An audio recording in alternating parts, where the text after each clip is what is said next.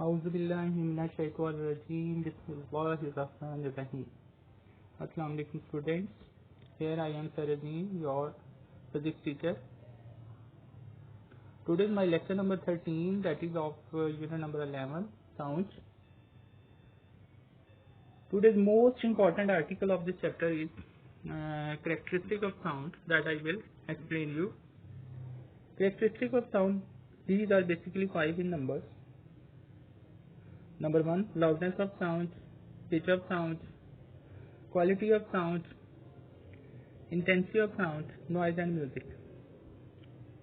I explained you all of these one by one. First of all, that is the loudness.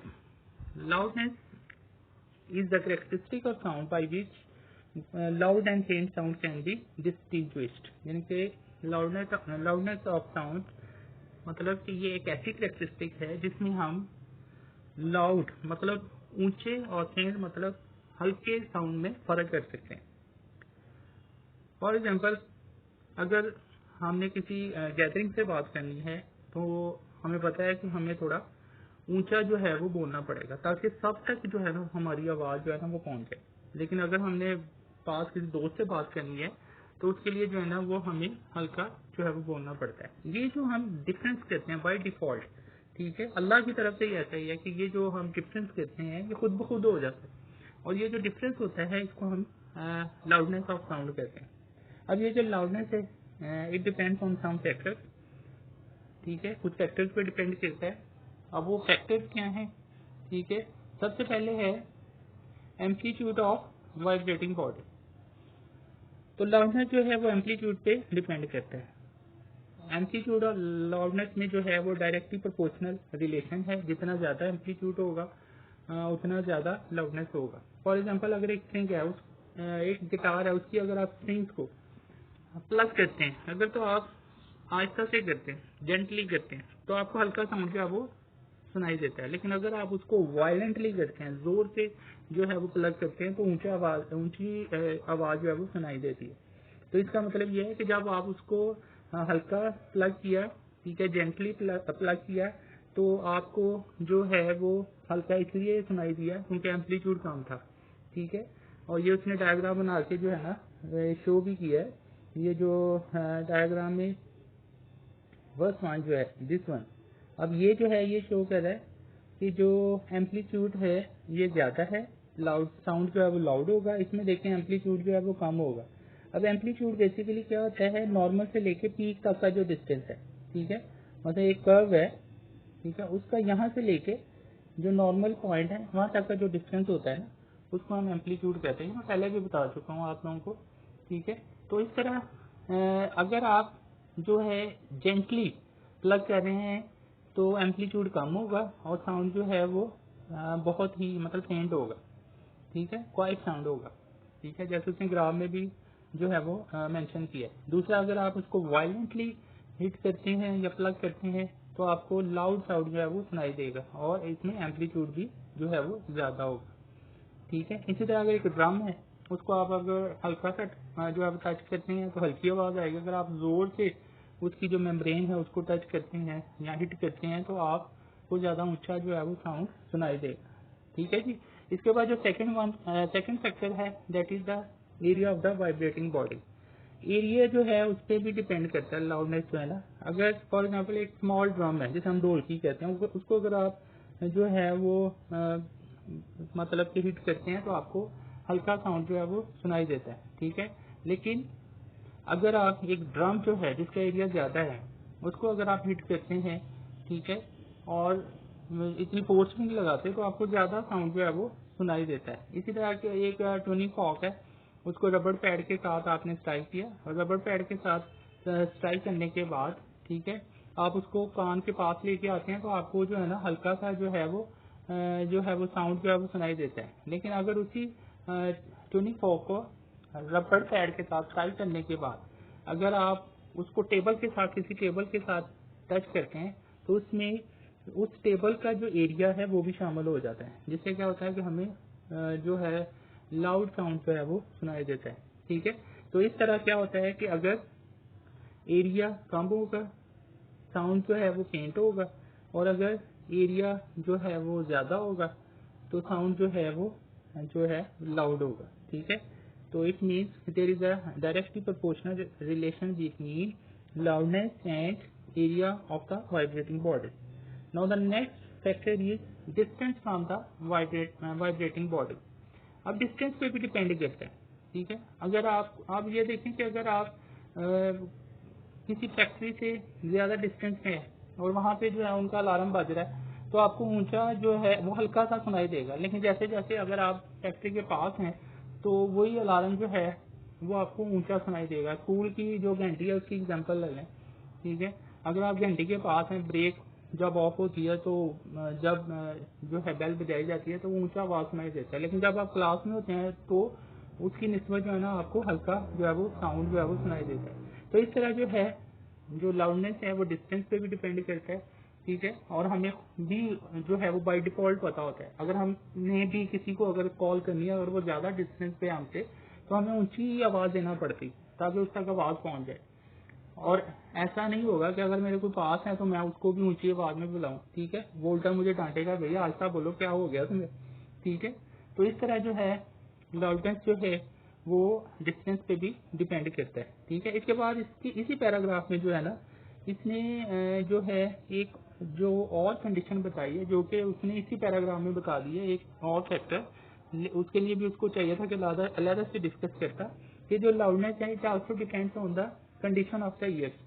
कानों की जो हालत है ना उस पर भी डिपेंड करता है, ठीक है। जो कान है उसकी कंडीशन पे भी डिपेंड करता है, कंडीशन ऑफ द ईयर्स, ठीक है। अगर मैं बोल रहा हूँ, ठीक है, दो तरह के लोग मेरे पास हैं, अगर तो एक मतलब एक डिफेक्टिव ईयर्स है और एक जो है एक आदमी है उसके जो है वो सेंसिटिव ईयर्स है, ठीक है। एक सेंसिटिव ईयर्स के साथ है और दूसरा जो है डिफेक्टिव ईयर्स के साथ है। अगर मैं डिफेक्टिव ईयर्स को चाहता हूँ कि मेरी आवाज सुनाई दे तो मैं क्या करूंगा, थोड़ा ऊंचा बोलूंगा, लेकिन जो सेंसिटिव ईयर्स वाला होगा वो मुझे डांट देगा, भैया ऐसा बोलो, क्या हो गया, क्यों कान फाड़ रहे हो, ऐसा बोलो, मुझे आवाज आ रही है।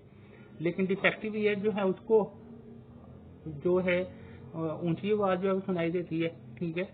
तो उसके लिए वो नॉर्मल जो है साउंड होगा। लेकिन अगर सेंसिटिव ईयर्स हैं किसी के, ठीक है, तो उसको अगर मैं हल्का सा बोलूंगा तो जिसके डिफेक्टिव होंगे उसको सुनाई नहीं देगा। अब इसी तरह एग्जांपल ले लें, घरों में अगर कोई बुजुर्ग हो, ठीक है, तो उनसे बातें कर करके ना उनसे बातें जब हम करते हैं तो ऊंची आवाज में करते हैं और वही हमारा जो है वो रिदम बन जाता है, ठीक है। जब हम घर से बाहर जाते हैं, दोस्तों से बातें करते हैं तो उस सूरत में भी हम जो है वो वैसी टोन ही रखते हैं, जिससे क्या होता है कि अपने दोस्त जो है वो नाराज हो जाते हैं, भाई आहिस्ता बोलो, हमें आवाज जो है वो सुनाई देती है, ठीक है, आप आहिस्ता बात करो, ठीक है ना। तो इस तरह जो है जो लाउडनेस है it also depends on the condition of the ear, ठीक है। तो ये तो था फर्स्ट जो characteristic, that is the loudness of sound. I hope you will understand. Now the next one is pitch, that is the pitch of sound. अब pitch क्या है basically? Pitch is the characteristic of sound by which we can distinguish between a shrill and a grave, shrill and a grave sound, ठीक है। अब श्रील और grave में क्या फर्क है? श्रील कहते हैं बारीक आवाज को और ग्रेव कहते हैं भारी आवाज को। अब इन दोनों में जो हम फर्क करते हैं उसको हम कहते हैं पिच ऑफ साउंड, ठीक है। तो डेफिनेशन आई होप आपको समझ आ गई होगी कि ये ऐसी कैरेक्टरिस्टिक जिसमें हम श्रील और ग्रेव साउंड में डिस्टिंग्विश करते हैं, मतलब फर्क करते हैं, ठीक है। अब जैसे जो है मतलब ये है कि जैसे ये जो पिच है it depends on the frequency, frequency पे डिपेंड करता है, ठीक है।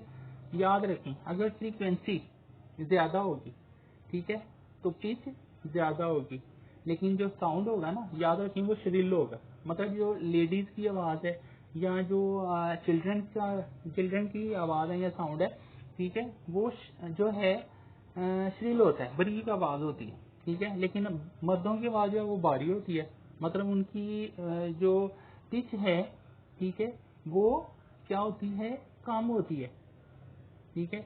मतलब कि अगर मर्दों की आवाज अगर हम देखें तो उनकी जो फ्रीक्वेंसी है वो कम होती है, जब फ्रीक्वेंसी कम होती है तो उनकी पिच कम होती है, और जब पिच कम होती है तो साउंड जो है वो ग्रेव होता है, ठीक है। अब यहाँ पे देखें जो उसने एग्जांपल दी है, ठीक है, फर्स्ट वन जो है उसने लो पिच का है, मतलब कि ये लो पिच है, ठीक है। लो पिच क्यों है? क्योंकि फ्रीक्वेंसी कम है। यहाँ पे 1 2 3 3 वेव जो है पास हो रही है, ठीक है, किसी भी पॉइंट से। और नीचे जो है यहाँ पे देखें तो यहाँ पे उतने ही टाइम में जो है ना 1 2 3 4 5 के करीब वेव जो है ना वो पास हो रही है, मतलब उनकी फ्रीक्वेंसी जो है वो क्या है, ज़्यादा है, ठीक है। इसकी सिंपल एक एग्जांपल भी हम जो प्रैक्टिकली भी करके देख सकते हैं कि अगर आप एक जो साइकिल है, जैसे हम बाबा साइकिल कहते हैं, उसको स्टैंड पे खड़ा करें और उसका जो रेयर व्हील है उसकी जो स्पोक्स हैं, ठीक है ना, जो स्पोक्स हैं जिन्हें हम तारें कहते हैं, ठीक है। अब वो जो तारें हैं उन पैडल को मूव करवाएं, ठीक है, पैडल को घुमाएं और पिछला व्हील जो है मूव करना शुरू कर देगा। फिर आप एक कार्डबोर्ड लें, ठीक है, अभी आपने उसको तेज नहीं करना, कार्डबोर्ड लें, उसकी एक स्ट्रिप सी बना के ना उसका जो रेयर व्हील है उसकी जो स्पोक्स हैं उसके साथ टच करें। शुरू में जो है ना वो ठक ठक ठक ठक की आवाज आएगी, मतलब साउंड जो है वो ग्रेव होगा। फिर जैसे जैसे स्पीड बढ़ती जाएगी आवाज जो है ना वो जो है वो श्रील होती जाएगी, मतलब पहले ठक ठक ठक फिर ठक ठक ठक ठक मतलब फिर जो है फ्रीक्वेंसी ज्यादा होने की वजह से आवाज जो है ना वो श्रील होती जाएगी। शुरू में ग्रेव होगी और फिर श्रील होती जाएगी, मतलब कि फ्रीक्वेंसी जो है शुरू में कम थी और फिर बढ़ती गई, और शुरू में पिच जो है वो कम थी और बाद में पिच जो है वो ज्यादा होती गई। तो ये थी हमारी सेकंड कैरेक्टरिस्टिक, ठीक है, जो मैं आपको एक्सप्लेन कर रहा था। नेक्स्ट वन है जी जो है वो है क्वालिटी ऑफ साउंड। अब क्वालिटी ऑफ साउंड क्या है? The characteristic of sound by which we can distinguish between two sounds of same loudness and pitch. ये अभी जो हमारे आर्टिकल खत्म हुए हैं जिनको मैंने डिस्कस किया, लाउडनेस एंड पिच, ठीक है।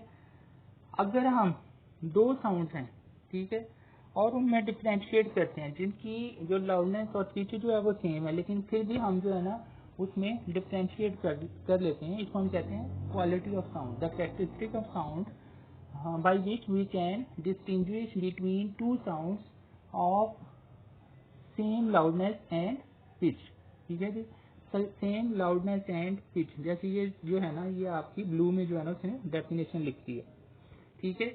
अब अगर आप इसकी एग्जांपल ले सकते हैं, जैसे आप कमरे से बाहर हैं और कमरे के अंदर जो है ना they are 2 person and they are blowing, let's suppose के मतलब के दो जो बंदे हैं वो कमरे के अंदर हैं और वो क्या कर रहे हैं, they are producing 2 different notes, ठीक है। मतलब एक जो है वो फ्लूट जो है उसको जो है वो रिंग कर रहा है, दूसरा जो है पियानो जो है उसको जो है वो मतलब कि रिंग कर रहा है।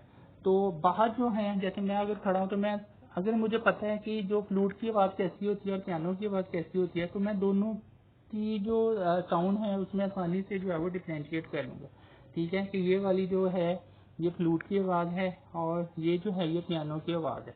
इसी तरह अगर आप कमरे से बाहर हैं और आपके कोई दो दोस्त बातें कर रहे हैं, ठीक है, जैसे क्लासरूम है, ठीक है, वहाँ पे क्लास में दो जो है बच्चे हैं, 2 स्टूडेंट्स हैं, वो बातें कर रहे हैं और तीसरा जो है वो बाहर है, तो वो आसानी से पहचान लेता है कि ये कौन से दो जो हैं लड़के जो हैं ये बातें कर रहे हैं, ठीक है, वो फौरन उनके नाम ले देगा कि ये दोनों जो है ना वो बातें कर रहे हैं, ठीक है।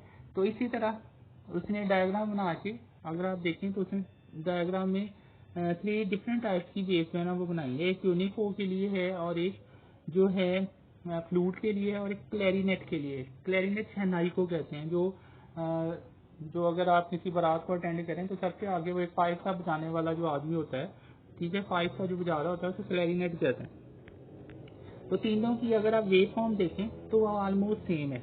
यूनिफॉर्म की तो बिल्कुल कर्व है ना, और जो फ्लूट है उसके ऊपर से जो है ना वो ऊपर से जो है ना थोड़ी बेंड हो रही है, ठीक है, और जो क्लैरिनेट है उसके ऊपर से भी डिस्टर्ब हो रही है और नीचे वाली जो वेव है जो मतलब जो क्रेस्ट है वो भी डिस्टर्ब हो रही है, ट्रफ जो है ना वो भी डिस्टर्ब हो रहा है। लेकिन क्या है कि तीनों को जो है ना हम आसानी से डिफ्रेंशिएट कर सकते हैं, इसको हम कहते हैं that is the quality of sound, ठीक है।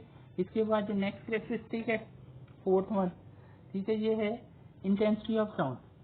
अब इंटेंसिटी ऑफ साउंड क्या है, ठीक है, सबसे पहले तो आपको पता होना चाहिए कि जब कोई बॉडी वाइब्रेट करता है, ठीक है, तो क्या होता है कि साउंड प्रोड्यूस होता है, और जब वो साउंड प्रोड्यूस होता है तो वो दूसरे आदमी तक जब पहुंचता है तो इसका मतलब ये है कि वो जो बॉडी वाइब्रेट कर रहा है वो अपनी एनर्जी एक्चुअली जो है वो दूसरे तक पहुंचा रहा है। और दूसरा जो साउंड वेव्स होती हैं, these are all longitudinal waves, ठीक है, या कंप्रेशनल वेव्स हैं, ठीक है।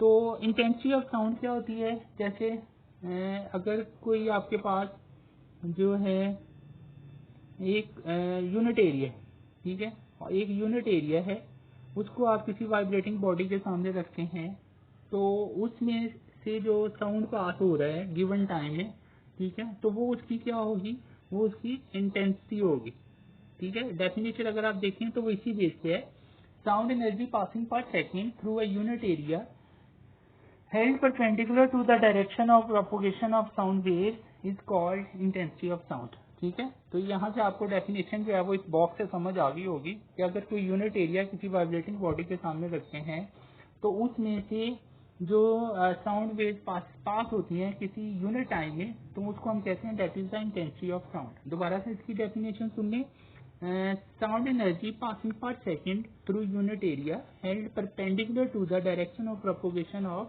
sound wave is called intensity of sound, ठीक है।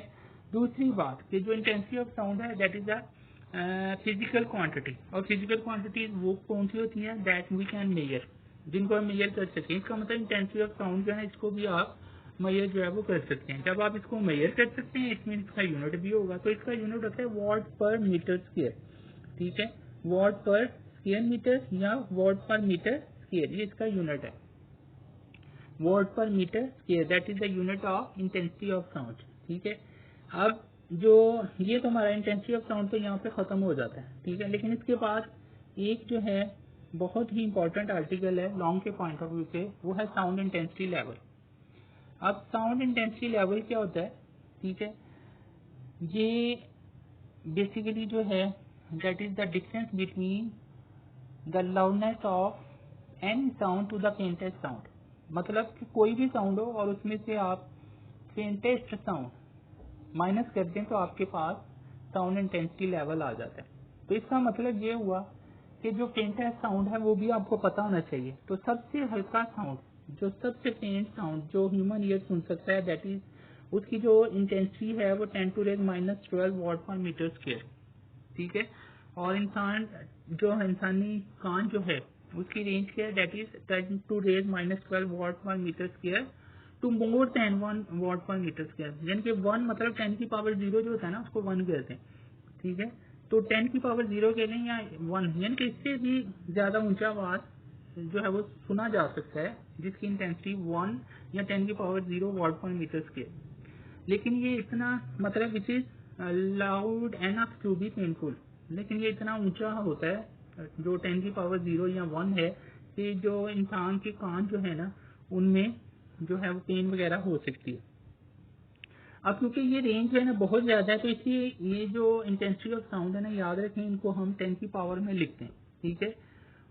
और उसके बाद जो सबसे कम साउंड होता है जिसको हम फेंटेस्ट साउंड कहते हैं, ठीक है, इसकी जो इंटेंसिटी है, रेफरेंस इंटेंसिटी, उसको हम मतलब जो 10⁻⁻12 है ना, अगर हम इसका साउंड लेवल निकालें ना तो ये 0 बेल आता है। अभी मैं आपको ये निकाल के बताऊंगा, एग्जांपल भी करेंगे जिसमें हम जो है साउंड लेवल जो है निकालेंगे, फेंटेस्ट में से फेंटेस्ट ही को माइनस करें, ठीक है, तो वो हमारे पास आ जाएगा 0 बेल। तो इसका मतलब 0 बेल जो है, ठीक है, 0 बेल जो है वो साउंड इंटेंसिटी लेवल है किसका, फेंटेस्ट साउंड का, जो सबसे कम साउंड है जो सुन सकते हैं हम, बहुत हल्का साउंड जो होता है, ठीक है, जो हमें सुनाई तो देता है, ठीक है, उसको उसका अगर हम साउंड लेवल निकालें तो याद रखने को 0 बेल होता है। और उस 0 बेल को किसके नाम पे रखा गया है, अलेक्जेंडर ग्राहम बेल, ठीक है। ये जो यूनिट है ना बेल, ठीक है, ये अलेक्जेंडर ग्राहम बेल के नाम से इसका यूनिट रखा हुआ है। जो ऊपर यूनिट पड़ा था ना वॉट पर मीटर स्क्वायर बेटा, वो इंटेंसिटी ऑफ साउंड का था। अब मैं बात कर रहा हूँ साउंड इंटेंसिटी लेवल, ठीक है।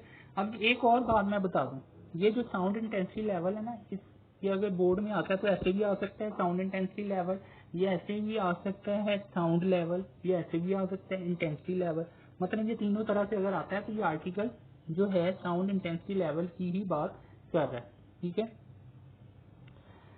अब ये जो साउंड इंटेंसिटी लेवल है, ठीक है, ये जो है वो डिपेंड करता है मतलब कि जिस तरह लाउडनेस ऑफ साउंड जो है ना वो डिपेंड करता है कंडीशन ऑफ ईयर। ठीक है, इस तरह याद रखें इंटेंसिटी ऑफ साउंड जो है ना वो कंडीशन ऑफ ईयर पे डिपेंड नहीं करती। कंडीशन ऑफ ईयर पे कैसे को डिपेंड कर सकती है, वो तो किसी यूनिट एरिया में से जो साउंड ट्रेवल हो रहा है इन यूनिट टाइम उसको हम कहते हैं इंटेंसिटी ऑफ साउंड। वो किसी को सुनाई दे या ना दे हमें उससे कोई हर्ज नहीं है। ठीक है ना, तो इसका मतलब ये है कि जो लाउडनेस है वो तो कंडीशन ऑफ ईयर पे डिपेंड करता है, लेकिन इंटेंसिटी ऑफ साउंड जो है ना वो कंडीशन ऑफ ईयर या पे नहीं डिपेंड करता। इसी तरह साउंड इंटेंसिटी लेवल जो है वो लाउडनेस पे या इंटेंसिटी ऑफ साउंड पे डिपेंड नहीं करता। इसके बाद जो है मैं इसकी डेरिवेशन बताता हूँ।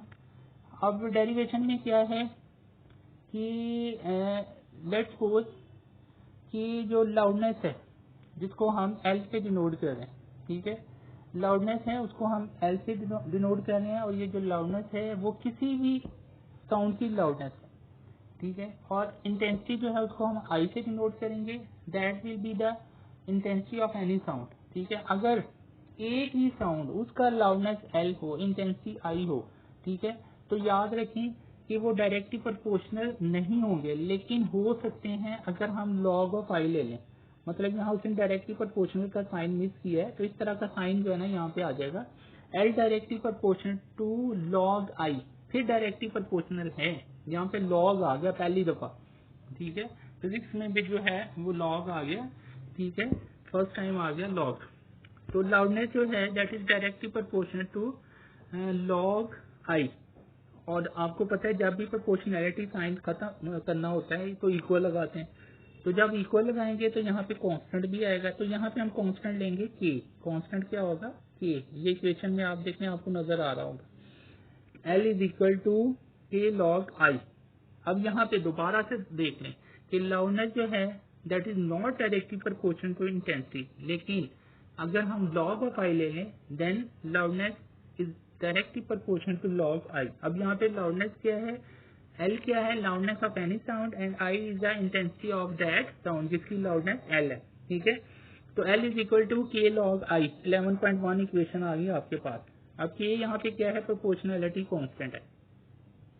इसके बाद अगर हम इस दोबारा इक्वेशन को बनाते हैं, किस तरह बनाते हैं कि अब अगर हम एल जो है उसको एल नॉट ले लेते हैं। अब एल नॉट क्या है, that is the loudness of faintest sound. जो सबसे हल्का साउंड है ना उसका जो लाउडनेस है वो एल नॉट है और उसकी इंटेंसिटी जो है वो आई नॉट है। ठीक है, तो उस सूरत में जो ये रिलेशन होगा वो क्या बन जाएगा, L not is equal to K log I naught. ठीक है, अब आपके पास इक्वेशन 11.1 आ गई जो है L is equal to K log I. Equation 11.2 है वो आ गई L not is equal to K log I not. Now subtracting equation 11.2 from 11.1। अच्छा, यहाँ पे उसने 11.12 करके लिखा हुआ है क्योंकि मैंने बुक में से स्क्रीनशॉट लिए हैं, तो इसलिए जो है ना आपने जरूरी नहीं है कि 11.1 और 11.2 लिखें, आप 1-2 लिखें। ठीक है, ये बताना जरूरी नहीं है कि ये चैप्टर 11 है तो उसकी पहली इक्वेशन है तो नीचे वाली दूसरी है, इसकी जरूरत नहीं है आपको। ठीक है, आप 1-2 करके लिख सकते हैं।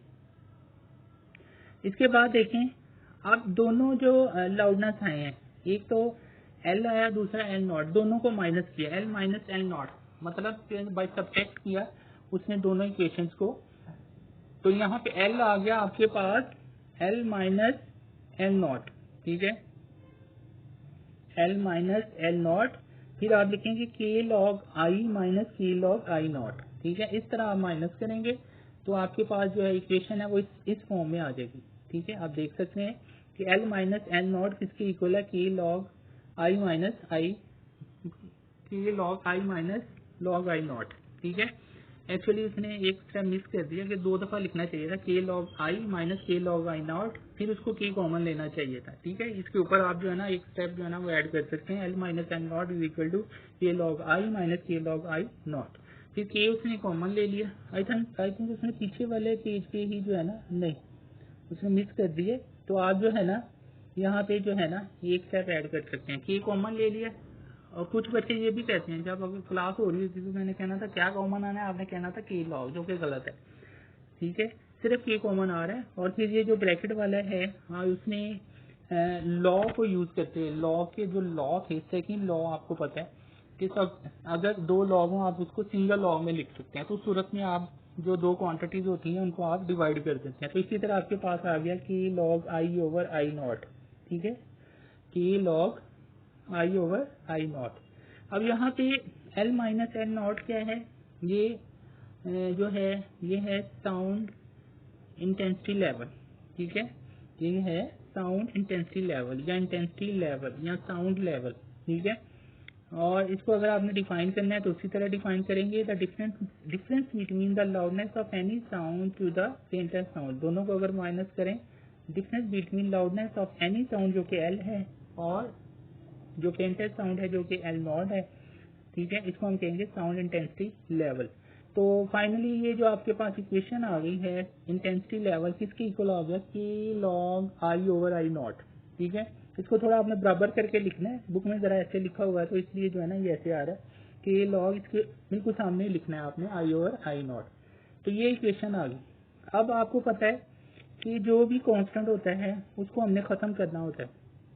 अब उसको खत्म कैसे करेंगे हम, कि k जो है ये 1 लाना है और k1 उसी सूरत में आएगा कि अगर आप इस वाली इक्वेशन में ये जो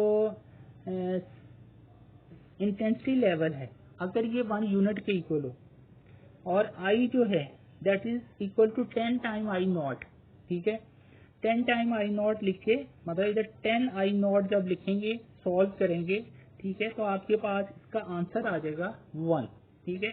तो k की वैल्यू जो है वो 1 आ जाएगी जब आप इसमें वैल्यू पुट करके आप इसको सॉल्व करेंगे, ठीक है। आप कैसे सॉल्व करेंगे, यहाँ आप लिखेंगे 1, ठीक है, और यहाँ आ जाएगा 10 टाइम आई नॉट, और जब आप k की वैल्यू निकालेंगे तो आपके पास आई से कट के फिर log 10 आ जाएगा, log 10 1 होता है, इधर इंटेंसिटी लेवल वो भी 1 है। तो जब आप इसको सॉल्व करेंगे तो ओवरऑल आपके पास k की वैल्यू जो है ना वो 1 आ जाएगी। जब k 1 होगा ना तो ये वाली जो इक्वेशन है ये जो 11.4 है, ठीक है, ये जो इक्वेशन है 11.4 ये वाली, ठीक है, ये जो इक्वेशन है इसको अगर बेल जो है वो 1 के इक्वल है तो आपके पास जो आंसर है वो ये आ जाएगा, intensity level is equal to log I over I naught, और फिर आपने यूनिट लिखना है साथ बेल, ठीक है। बेल उस रूप में आएगा जब k की वैल्यू 1 है, ठीक है, जब k 1 है तो यूनिट साथ आ जाएगा बेल, ठीक है। इसके बाद देखिए कि जो बेल है ये एक बड़ा यूनिट है, ठीक है। 1 बेल जो है वो 10 dB के इक्वल होता है, dB मतलब डेसिबल, ठीक है, 1 बेल वो 10 dB के इक्वल होता है। तो अगर यहाँ पे k की जगह अगर हम 10 रख देते हैं, ठीक है, तो ये वाली जो इक्वेशन है ये हमारे पास आ जाएगी 10 log I over I not dB। अब ये जो इक्वेशन है ना बेटा इसी को हमने न्यूमेरिकल में यूज करना और इसी की बेस में हमने जो है वो न्यूमेरिकल भी करने हैं, ठीक है। इंटेंसिटी लेवल किसके इक्वल आ जाएगा 10 log I over I not if the unit is dB, और अगर यूनिट जो है वो बेल है तो intensity level is equal to log I over I naught bel, ठीक है। तो इस तरह जो है आपके पास फाइनल इक्वेशन आ गई जो कि ये है intensity level is equal to 10 log I over I naught, और dB आपने साथ जो है वो लिखते जाना है, इसको नहीं छोड़ना, जब तक आंसर नहीं आ जाता आपने dB लिखते जाना है, ठीक है, और जब आंसर आएगा उसके साथ भी dB आएगा। अच्छा, इसके बाद कहते हैं ये जो आपने इक्वेशन की 11.1 कहते हैं इसी को यूज करते हुए जो है ना एक स्केल जो है वो कंस्ट्रक्ट किया गया है, ठीक है, जिसमें डिफरेंट साउंड जो हैं उनकी इंटेंसिटीज लिखी हैं और उसके बाद जो है उनका साउंड लेवल जो है वो फाइंड आउट किया है, ठीक है, उसको कहते हैं डेसिबल स्केल। और लास्ट पेज पे मैंने जो है ना ये आपके सामने जो है ना वो प्लेस भी कर दिए, ठीक है। जैसे अगर सोर्स ऑफ साउंड जो है nearby jet airplane जो है उसकी इंटेंसिटी 10 की पावर 3 है और इंटेंसिटी लेवल जो है वो 150 है, ठीक है, dB। और इसके बाद जो है और भी देखें सबसे नीचे देख लेते हैं थ्रेश होल्ड ऑफ हियरिंग जो है उसका 0 है, रस्टल ऑफ लीव जो कि मोस्ट इम्पोर्टेंट, इसी तरह जो है ना वो टेबल में उसने सारा जो है ना वो बता दिया, ठीक है। जैकमस फास्ट ट्रेन जो है उसकी इंटेंसिटी जो है 10 की पावर 1 है, लेकिन उसका जो लेवल है वो 130 है इंटेंसिटी लेवल, ठीक है। हर एक का जो है ना उसने टेबल में जो है ना वो बता दिया होगा। अच्छा, इसके बाद जो है एग्जाम्पल है, ठीक है। अब वो जो एग्जाम्पल है वो मैं आपको बता देता हूँ।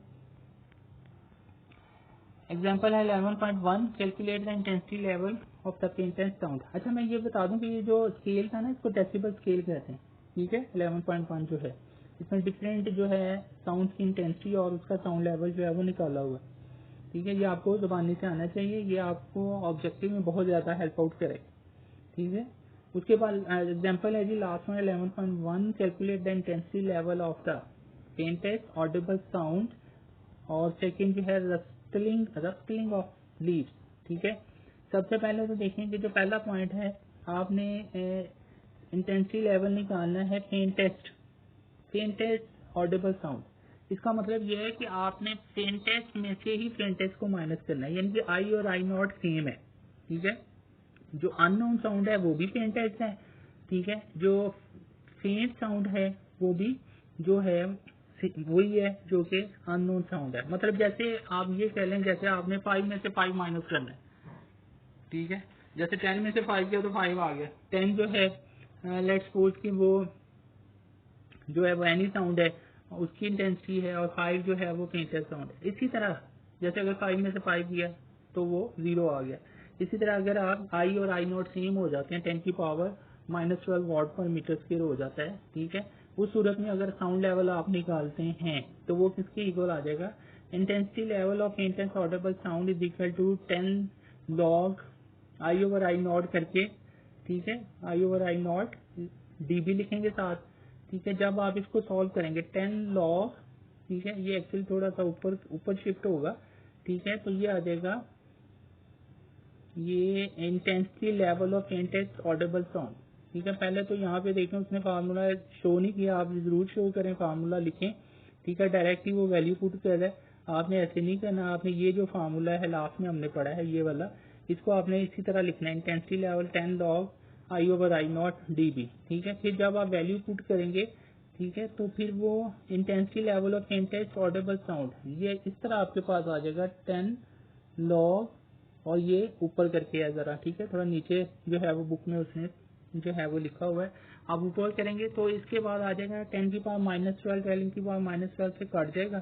तो log 1 0 होता है, 0 को 10 से करेंगे तो 0 dB आंसर आ जाएगा, ठीक है। क्या आंसर आ जाएगा, 0 dB। जैसे मैंने कहा कि सेम वैल्यू अगर माइनस करें तो आंसर 0 आता है। इसी तरह अननोन साउंड और जो फेंटेस्ट साउंड वो दोनों अगर सेम है तो आपका आंसर जो है वो 0 आएगा, ठीक है। इसके बाद बी वाला है रस्टल ऑफ लीव्स। रस्टल ऑफ लीव जो है उसकी इंटेंसिटी होती है 10 की पावर -12, ठीक है। तो उसका अगर हम 11 निकालते हैं तो इसी तरह फार्मूला लिखेंगे 10 log I over I not. I जो है ना वो आपके पास रस्टल ऑफ लीव 10 की power -12 over faintest sound I not 10 की पावर -12, ठीक है। आप इसको सॉल्व करें, ऊपर ले जाएं, 10 की पावर -12 प्लस 12 जब होगा तो 10 रह जाएगा, और log 10 जब लेंगे तो वो 1 होगा, 1 को 10 से मल्टीप्लाई करेंगे तो 10 dB इस तरह जो है वो आंसर आ जाएगा, ठीक है। तो इस तरह जो है हम इस तरह के न्यूमेरिकल भी करेंगे। लास्ट में ये टेबल है जो मैं पहले ही बता चुका हूँ कि ये टेबल जो है ना आपने इसको जो है वो याद करना है, इंटेंसिटी भी याद करनी है इनकी, और इंटेंसिटी लेवल जो है ना वो भी आपने इनकी वैल्यूज भी याद करनी है, ठीक है। और अगर इसमें से कोई आ जाता है, जैसे यहाँ पर रस्टलिंग ऑफ लीव का जो है वो एग्जांपल आई थी, तो वहाँ तो उसने बता दिया 10 की पावर -11, अगर ना बताया तो फिर तो आपको कुछ तो पता होना चाहिए ना, ठीक है। तो बेस्ट ये है कि आप इसको याद कर लें, ठीक है।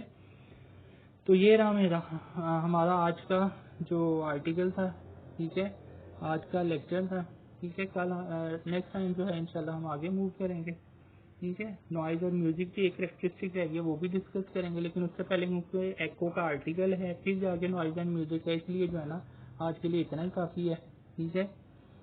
अल्लाह हाफिज, इंशाल्लाह नेक्स्ट टाइम फिर मिलते हैं, ठीक है जी। ओके, टेक केयर, अल्लाह हाफिज।